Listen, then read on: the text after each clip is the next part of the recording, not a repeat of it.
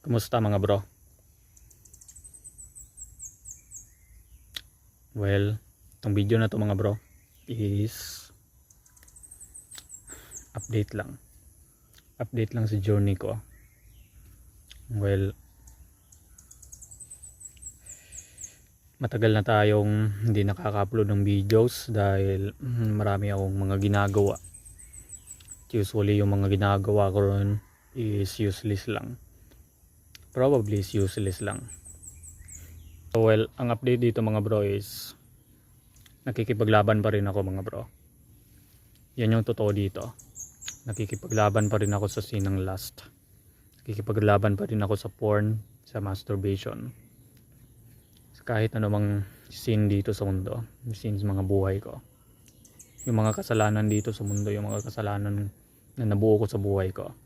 Hindi lang basta sa lust, hindi lang basta sa porn, sa pagiging addict sa porn o masturbation lang ako nakikipaglaban. Kundi nakikipaglaban ako sa buhay ko. Financially, physically, emotionally, mentally. Pati mental health nilalabanan ko. So the reason why I created this video dahil malamang sa malamang I know parehas tayo ng sitwasyon. Kung nakikita mo tong video na to mga bro, dito mo makikita at mareremind mo sa sarili mo na hindi ka nag-iisa. Dahil parehas tayo ng sitwasyon. Merong nakaka-relate sa'yo, nakaka-relate ako sa'yo bro. Relate tayong dalawa dito. Because I know usually hindi naman ako nagre-reklamo about this. I'm not complaining about this situation mga man. Dahil I know nandyan na yan. Cycle na yan. Nasa environment na natin yan. Itong problema ko na to, itong addiction na to, hindi na ako namumblema dito. Wala akong biniblame kung sino-sino. Hindi ko biniblame yung Panginoon. Hindi ko biniblame yung porn. Hindi ko biniblame yung mga babae dito sa pagiging addict dito. Hindi ko biniblame yung mga distracted na habits o distracted na apps about sa pagre-relapse ko. Na bakit yung buhay ko is nagiging sucks about this. Because I know malamang sa malamang consequences to. Talanan ko din naman na bakit ako nagpapadala about sa temptation to. Okay, wait lang. Maraming lamok dito ah. Okay, continue tayo. Well, yung sinabi ko dito, well, this is a consequences. Consequences about this. Ito yung kahihinatnan dito about sa mga habits na gusto kong pinili. Kasi mga bro, marami din akong na-realize about this. About sa sitwasyon na to. Nagbago yung sitwasyon ko mga bro since yung mga pamilya ko is umalis, na meron silang tinatrabaho sa probinsya namin. Siguro probably side ng mama ko. You know, probably wala kang pakialam about sa pamilya ko because nanonood ka lang dito. Okay, ito yung totoo mga bro. 4 months ago umalis sila. Once na umalis sila, 4 months ago, malamang sa malamang dun na bago yung sitwasyon ko. Yung sitwasyon na yon, malamang sa malamang nawala na ako sa self-improvement. Dito ko na realize na ito talaga yung buhay. Ito yung nakikita, yung tunay na realidad ng buhay kapag nag-iisa ka. Kasi ngayon halos na ako. Nag-iisa na lang palagi ako sa bahay. Hindi ako gumagala sa mga friends ko. May mga times na gumagala lang ako kapag about lang sa negosyo ko, about sa trabaho ko, about sa meetups, about sa mga items na binibenta ko. Yan yung totoo dito. At once na palagi kong ginagawa yung mga trabaho ko, malamang sa malamang nagiging pressure ako. Nagiging stress, burnout, at siguro kulang sa tulog o kulang sa kain. And that's the reason why yung mukha ko is pumayat. Yan yung totoo dito. Pumayat ako. Malamang sa malamang nanonotice nyo naman na nagbago yung mukha ko. Well, kung nanotice nyo naman na nagbago yung mukha ko, well, comment na lang sa video na to.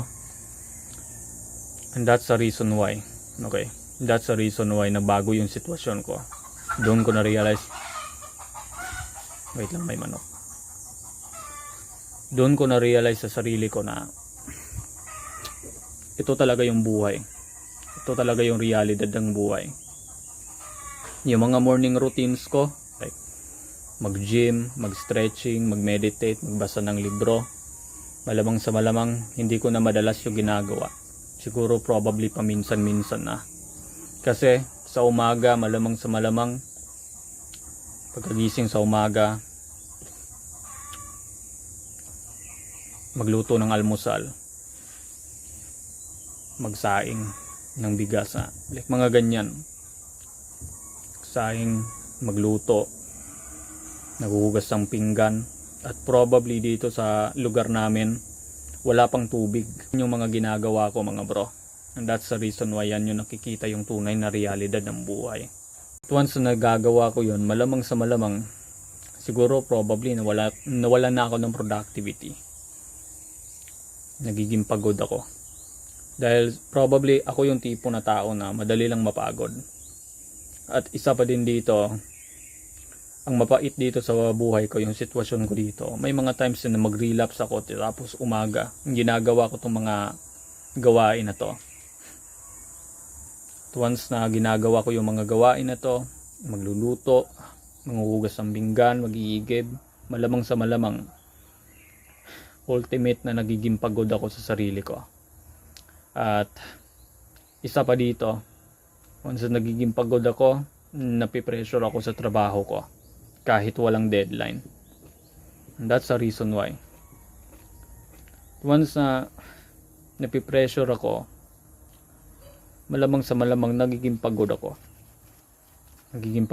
At may mga times din na hindi ko na ginagawa yung strict mode ng cellphone ko, which is yung strict mode na yon is malamang sa malamang importante yon. Malamang sa malamang hindi ko na magagawa yung strict mode o pagbalik sa strict mode yung cellphone ko, o pagbalik sa set ng strict mode ng cellphone ko, dahil malamang sa malamang nawawalan ako ng gana. Dahil probably yung strict mode na yon is siguro limitado lang yun bro, dahil nakaset lang yun ng 30 days limit. Once na siniset ko yun forever, malamang sa malamang babalik na naman ako sa dati, tapos i-reset ko yung cellphone ko. Ang ginawa ko doon, yung strict mode na yun, malamang sa malamang siniset ko lang ng 30 days.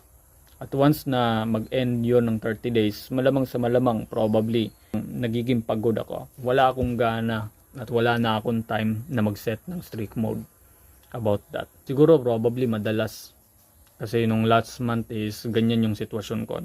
Nagiging madalasan yung hindi pagiging set, o nakalimutan ko, o siguro probably wala akong vacant na time, o wala akong time sa pag-set ng strict mode sa app lock para maiwasan ko yung panonood ng porn, iwasan ko yung mga malicious na content, iwasan ko yung mga distracted apps.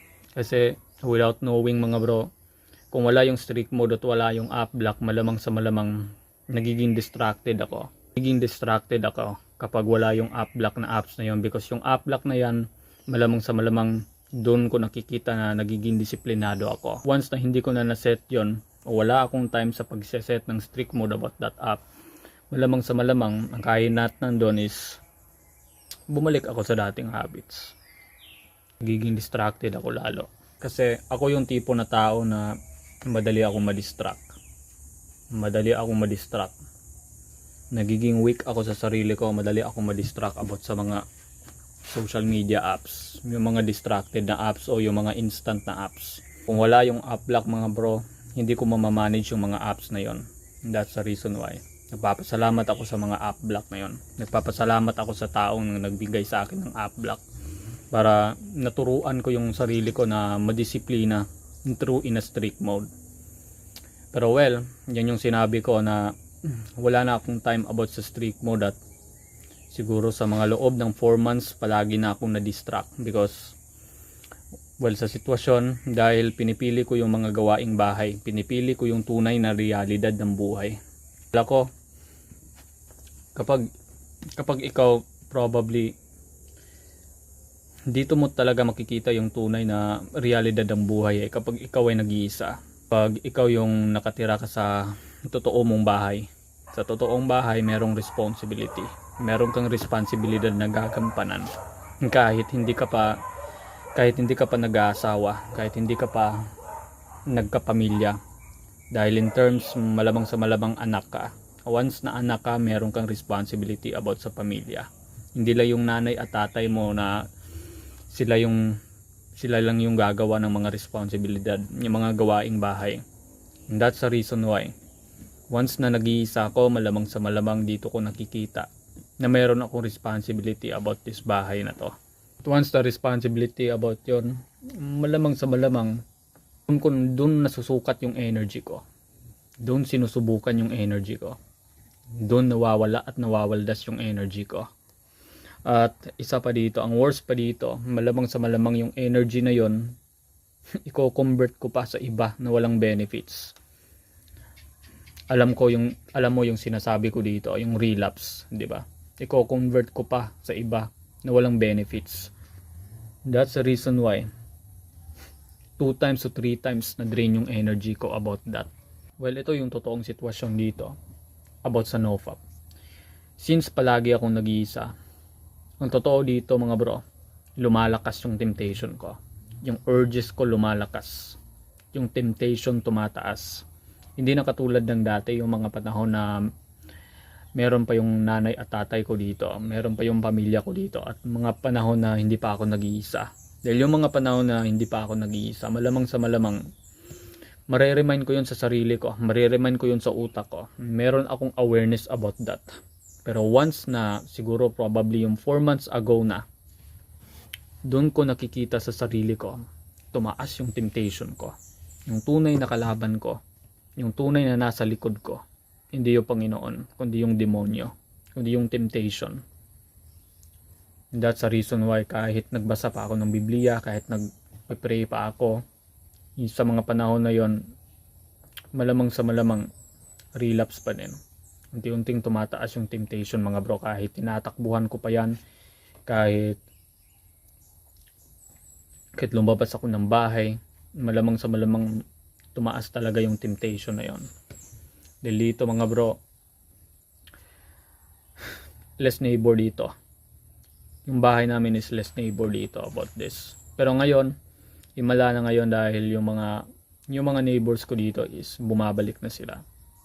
Pero may mga times din na umalis dito. Nagiging peaceful yung lugar dito sa area namin, dito sa bahay namin. Kita nyo naman sa unang video. That's the reason why nakikita ko na malakas yung temptation about that. Yung mga distracted apps yung kadalasan dito sa sitwasyon ko. Na once na nagiging distracted ako mga bro, malamang sa malamang yung mga trabaho ko naapektuhan. Yung gawaing bahay naapektuhan. Once na palagi din ako nagre-relapse, yung mga trabaho ko na procrastinate, na pag-iiwasan ko.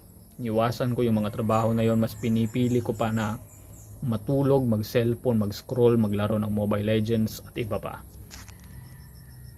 Yan yung update ko dito. Nagpapakatotoo ako sa iyo bro. Well, kung ikaw yung tipo na taong nanonood dito na relate tayo, related ka, o ikaw yung tipo na tao na parehas tayo ng sitwasyon, nag-iisa, nagiging distracted, siguro probably mabagal yung progress mo, o walang progress sa buhay, malamang sa malamang hindi ka nag-iisa bro. Kaya ako sinasabi ko to sa inyo mga bro, dahil I know, gusto ko lang encourage dito na ito yung patunay, ito yung video na patunay na hindi ka nag-iisa about sa ganitong sitwasyon. Okay? At hindi naman ako nagrereklamo about sa buhay na to. Dahil I know kusa-kusa talaga tong dadating na to. Dahil I know hindi naman ito first time na nangyari sa akin, mga bro. Malamang may mga times din na ako probably palagi din ako nag-iisa sa mga times na yon, yung mga past months, past years, yung mga ganyan sitwasyon. Dahil nakaranas na ako dati ng ganitong sitwasyon.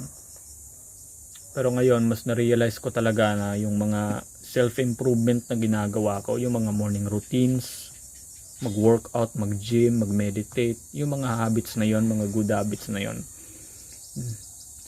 yung mga ganyan na ginagawa ko dati, hindi ko na magagawa ngayon dahil sa responsibility ng buhay at sa trabaho. Because I'm struggling financially. Ika nga mga bro. Struggling din ako sa mental health ko. No, probably mental health awareness ngayon, hindi Pride Month. Sa kanila Pride Month, sa society Pride Month. Pero ngayon is Men's Mental Health Awareness ngayon. Struggle ako sa mental health, malamang sa malamang kung struggle ka sa mental health, malamang sa malamang hindi ka nag-iisa. Okay lang yan.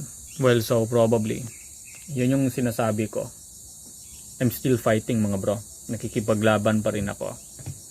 Nakikipaglaban pa rin ako sa sitwasyon ko at sa journey ko, sa addiction ko. May mga times relapse, may mga times din nagka-streak. Hindi na ako nag-update about these streaks. Wala na akong alam about sa streak ko, pero nakalista pa din yun sa papel na yun, sa journal na yun. Tinatago ko na lang yun. May mga times na relapse. Nandyan pa rin yung relapse. Nandyan pa rin sa record ko, sa journal na yun at sa app na yun. Hindi ko na lang binibilang, hindi ko na lang matandaan. Dahil ako nakafocus ako ngayon sa trabaho, nakafocus ako sa sitwasyon ng buhay, ng life responsibility, physically, emotionally, mentally, financially. Yan yun talaga yung buhay. Dito sa Pinas, ganito talaga yung buhay. Ikaw yung tipo na tao na meron kang magulang, well, goods yan sa'yo. Mahalin mo na lang yung magulang mo. Yan yung masusukli mo para sa'yo. Yan yung masusukli mo para sa kanila, I mean. Mahalin mo na lang, meron kang kumpletong pamilya, kumpleto pa pamilya mo, malamang sa malamang, pwede mo gawin yon. Pwede kang gawin yon, pwede mo ibigay mo lahat sa kanila yung ginagawa mo para ma-proud yung pamilya mo. So, yan na muna sa ngayon. So, ito, no pop-update lang ito at life update lang. Kumusta sa inyong lahat? Like, subscribe, share. Peace. Stay safe mga bro.